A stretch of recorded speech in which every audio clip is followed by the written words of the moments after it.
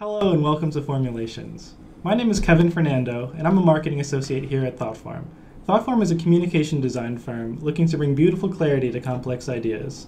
Today we'll be talking about brand architecture with the designer and strategist, John Sotirakis. Welcome to the set, John. Kevin, great to be here. Good morning. Great, yeah. John is a university professor at Point Park University. He teaches a class called Branding and Identity Design. Did I get that right? That is absolutely correct. All right, and today, love it. Yep, we've got the expert in the room today to talk about branding. The pressure's on. All right, let's get started. John, when you first begin to start a brand, what are your first steps? Where do you suggest people begin? Good question. And not to be overly simplistic about it, Kevin, but honestly, it starts with a good conversation. And to have that conversation, you have to have it with the right people. It's like having a dinner party. Who do you invite to the party to have the kind of conversation that you want?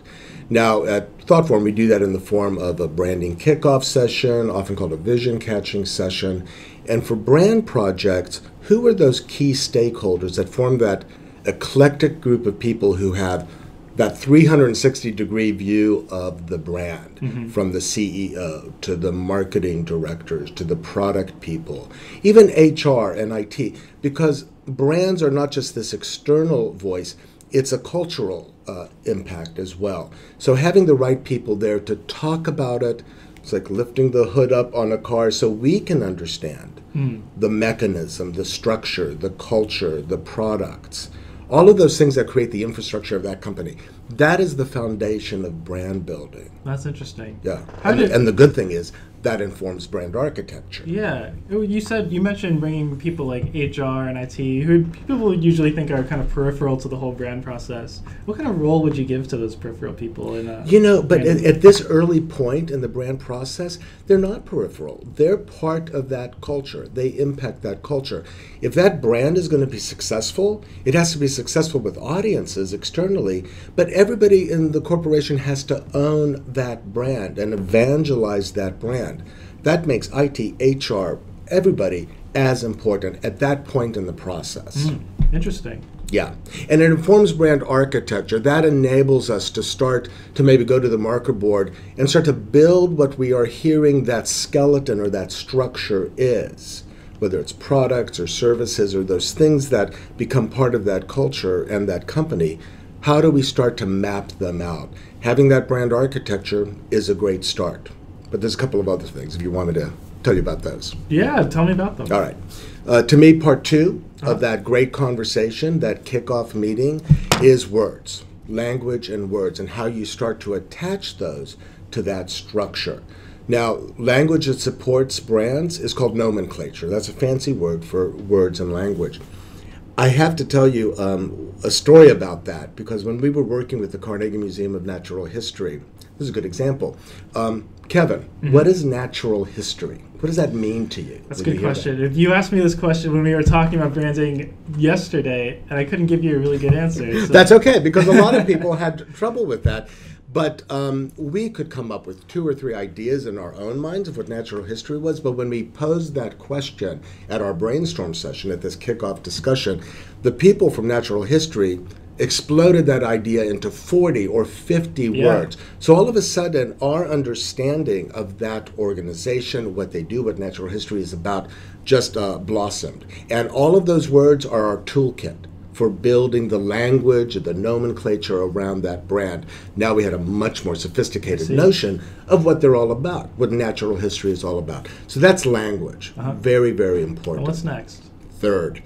The fun part, we're going to start to add visuals. It's like a layering thing, right? You got that skeleton. Let's add some language to the brand. Now let's put color and typography in photos and illustrations to package that brand, to start to get it ready to put it out there as a brand. And there are a million different kinds of tools to start to bring visuals to that exercise. And all of this happened. We touch upon all of these things in this kind of kickoff brand session. Very important. You mentioned that there are all these tools to start putting this together. Can you name 1 or 2? Oh, sure. At some point, we want to hear about their audiences. So we do what's called audience personas. And, that can be very simple, but it can also be very in-depth, where if a particular organization never has one audience, usually they have 4 or 5 different audience types, we try to really understand them. We want to see a picture of typically who they might be. We give them a name. We understand what their education is, what their background is, how they approach the brand. So we love to do audience personas. Another great exercise are polarities, to try to understand the personality of the brand. Mm-hmm. And you can do present state, but then where you want the personality to go. We do word opposites, everything from introverted to extroverted, traditional to cutting edge. When you start to present continuums like that to clients, and where do you want to place your brand on that continuum? It's fascinating. Because everybody might have a different point of view, but what we do is consolidate, bring it all together to create that one profile of the personality of the brand, and a million other techniques that we love to do. All right. Thank you very much. It's a great answer. In a nutshell, that's how it goes down. All right.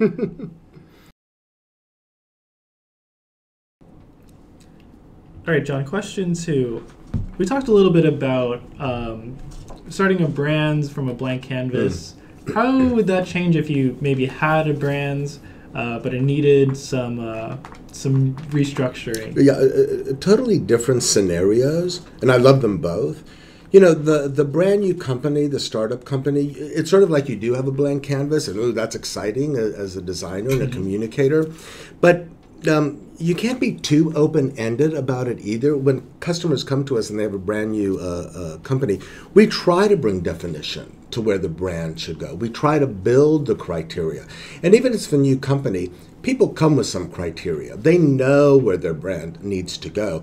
And we get that out of them, and we have that same conversation that I just described, and we're off and running.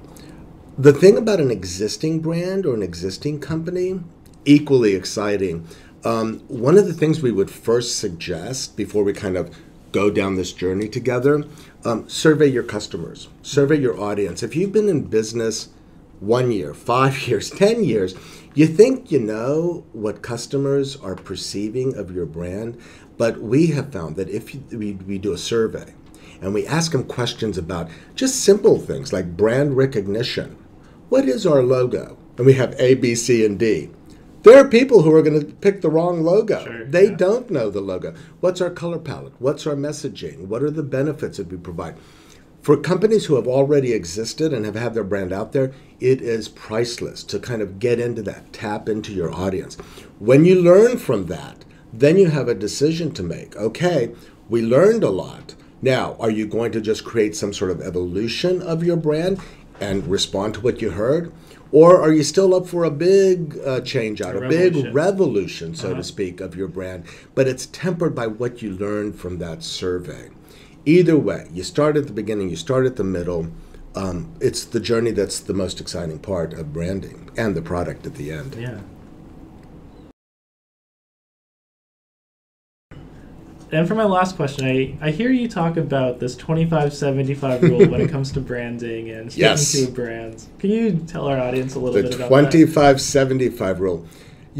Kevin, that came up, a few years ago when I heard, what I was hearing from branding clients is their anxiety in adopting the new brand, adopting the guidelines that we have created for a new brand, because people, no matter what the company, what the industry, what the business, they want to be creative. They want to be inventive. They want to bring themselves to their brand. But to them, when they hear guidelines for a branding program, oh, that's our straitjacket. That's the rules. We can't waver from it. No. The best branding programs have flexibility built into them. But not 100% flexibility. You have to have some consistency. If you're a brand family, you have to have some consistency. And honestly, the biggest culprit when we audit brands, and I put everything up that they've produced in the last year, is the lack of consistency. It looks like this department created that. So that 25% that I'm talking about is use these templates. Use the logo, use the color palette, use the accepted fonts. If you do this, you are part of the brand family, and that is a goal. You have to do that.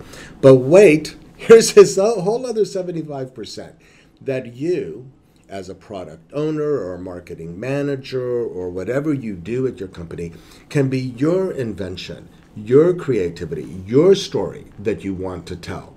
You did the 25%, now go have fun and be inventive with the 75%, because that also brings value and quality to that brand. Some of it is templatized, but some of it is also very personal from the people who work within that brand.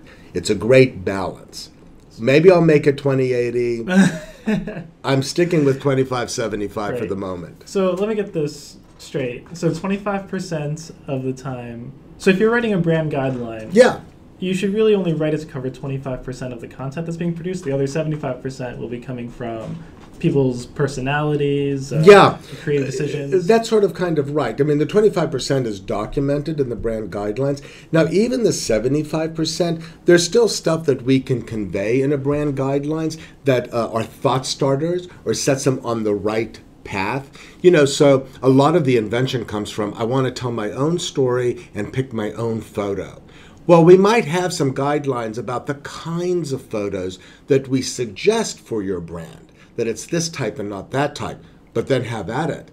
Pick that exact photo that you want. Even the stories that you have to tell, there's still style and language and conventions like that that make you part of the brand, but we're not telling you what the story is. You can still write the story yourself. Right. So there's still guidelines, even within the 75, but a lot of free reign. And so you don't think that free reign will lead to kind of a muddiness? Anarchy? Yeah. No, I don't think so, because here's the thing. Everybody keeps each other honest. One thing that people should do with new brands is have an audit every year where they just make a party of it, bring food, pin everything up that you've created in the last year, and look at the work that you've all created. And be positive and reinforcing, but also say, I'm not sure this feels like our brand. So it's kind of self-regulating, that if you see muddling happening, you stop it and you correct it and you work as a team. So if you do see muddling happening and you want to correct it, how do you go about doing that? You just come back to the basics and maybe by example, bring in that third-party consultant, but you guys they can do it for themselves as well. If there are two writers and one writer wrote it somewhat muddled, the other writer seems to have the right mix, work together and do it by example and show how this can go to that and feel more clear or concise. Yeah, because if you have a muddy brands, what happens? Yeah, that's not good. Well, again, I mean, in this day and age, Kevin, there's so many companies and branding is so big in everyone's mind. The audience is fierce. They're looking for clarity. They're looking for immediacy. And if you lose that window of opportunity because your brand is muddled, you're not going to get to where you want to go. I loved when we worked with the APA, American Planning Association. They were in Chicago, and it's Urban and City Planners, the national organization. And in our kickoff session, there was a woman who put her hand up, and I think she was a writer, and she said, John, here's what I want. I want you to help the APA stop mumbling and start articulating our message. And it's kind of like the light bulb went off. She summed up what she felt was their problem, and it was the lack of clarity in their messaging. It's absolutely correctable. That's awesome. What did you do? It is awesome. How did you correct it for them? You know what? I mean, then the journey of building the brand and building the language went on from there, and we had some examples and guidelines and good ways of telling APA stories. So it was the fodder that they needed to kind of set them on the right path. Great. It is great.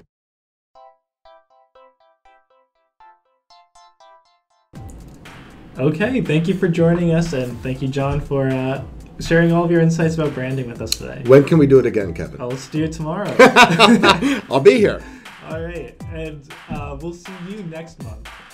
And if you miss us in the meantime, we've got all kinds of blog posts, articles, white papers, and case studies on our website. That's thoughtforum.com. And subscribe to our YouTube channel to get this video series delivered to your inbox every month. Have a great month, everybody, and we'll see you later.